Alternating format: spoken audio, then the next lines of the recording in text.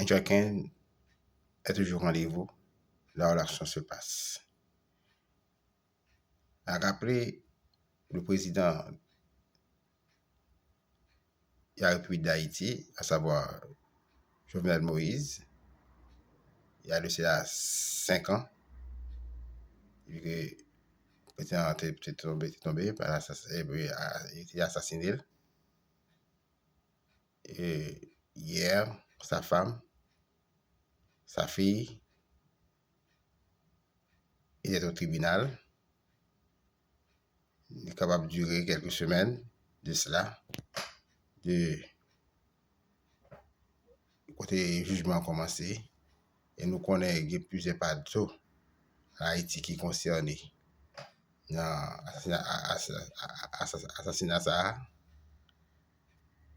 Côté déroulement déroulé, c'était hier. Martine Moïse était au rendez-vous, ainsi que sa fille, membre de sa famille. Nous allons suivre un reportage qui ne va pas durer un peu de temps, mais que nous avons côté Madame Présidente, la première dame n'a pas sorti, n'a marché.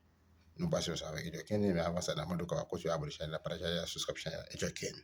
Like, on suit.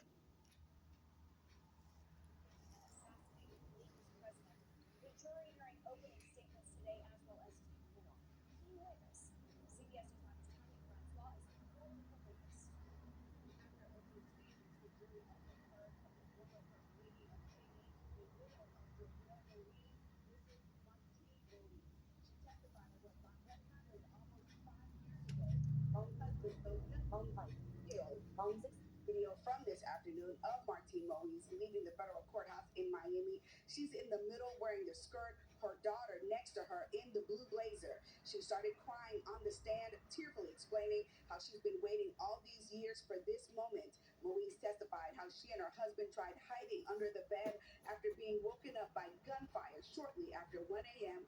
on July 7, 2021. That's the day when Jovenel Moïse was murdered.